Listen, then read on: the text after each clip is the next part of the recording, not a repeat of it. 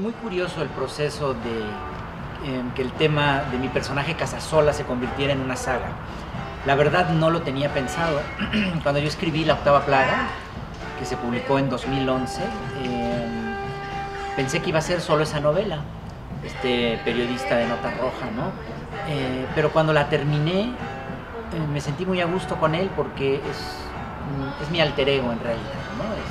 Tiene mucho de mí ese personaje, entonces me sentí cómodo con él, me sentí a gusto y también percibí que daba para mucho más. Entonces luego vino Toda la Sangre. Cuando hice Toda la Sangre me di cuenta que ciertamente estaba ya creando un universo, que el personaje había crecido, ¿no? También, que se había expandido también, ¿no? Toda su perfil psicológico, sus propias vivencias, su pasado, y que bueno, que daba todavía para más, ¿no? Entonces fue una cuestión que fui encontrando en el camino, ¿no? Después con Carne de Ataúd me fui hacia atrás, ¿no? Es una precuela en realidad. Y ahora lo que pienso es que habrá uno más, será un cuarteto, y luego ya veremos. Sí, bueno, el Porfiriato es una época particular porque por un lado ha sido muy estudiada, pero también por otro no ha sido muy reproducida en la ficción, digamos, ¿no? O sea, existe mucha información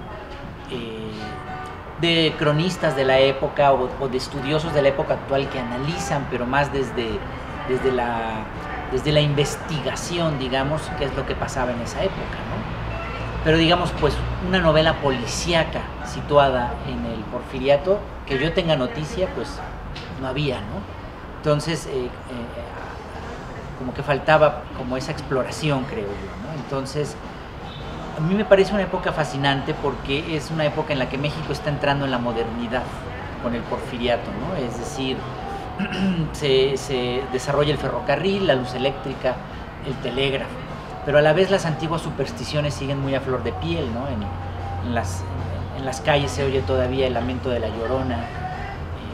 Pachita la alfajorera va por ahí vendiendo sus alfajores hechos con tuétano de muerto, y la mulata de Córdoba anda también por ahí, ¿no? Entonces me gusta este umbral donde la superstición y la ciencia, ¿no? está haciendo ahí un matrimonio para dar nacimiento a México, al país y a la Ciudad de México como lo conocemos hoy en día. En realidad, si miramos hacia atrás en el siglo XIX, México es un siglo muy conflictivo.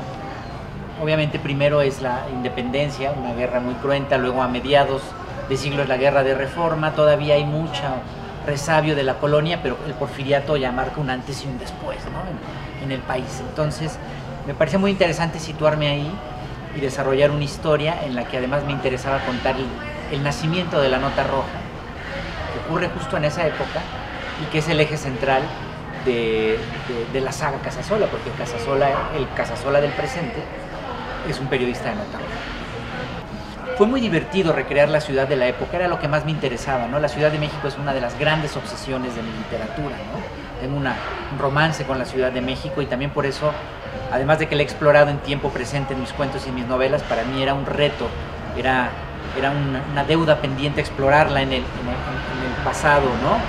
Sobre todo en la ciudad que vivieron mis bisabuelos y la ciudad que heredaron mis abuelos, ¿no? Y entonces, además, pues el Porfiriato, es decir, mi familia, yo soy el más pequeño de 7 hijos, entonces mi familia proviene de esa época, del Porfiriato, entonces las historias familiares rondaban en torno a eso, ¿no? Tengo una bisabuela que fue Adelita, por ejemplo, ¿no? Hay leyendas de que ella andaba en el monte comiendo víboras. Entonces para mí también era una cosa personal, ¿no?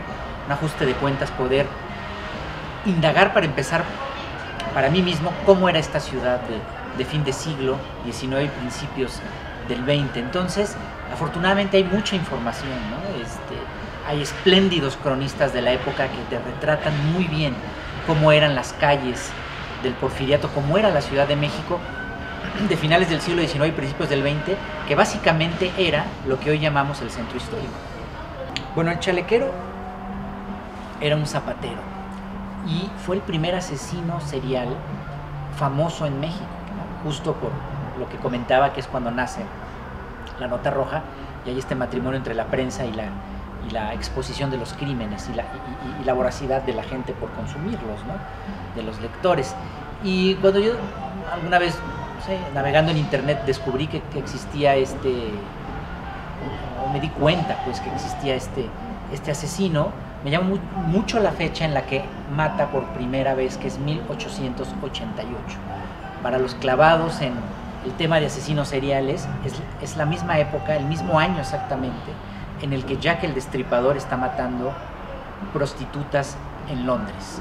Y el chalequero mataba igualmente prostitutas en el Río Consulado, en Peralvillo, también de manera muy sangrienta, degollándolas, ¿no? Entonces son personajes contemporáneos, muy similares, de patologías muy similares, y pues básicamente yo dije, bueno, él es nuestro Jack el Destripador, pero digamos, fue, no sé, hace 8 años tal vez, 7 años que tuve noticia de él por primera vez, y me di cuenta que era más un personaje de culto, en realidad, que no era tan conocido como otros asesinos tristemente célebres de nuestro panteón, de nuestro museo de asesinos seriales, que hay muchos en México, como Goyo Cárdenas, por ejemplo, es famosísimo.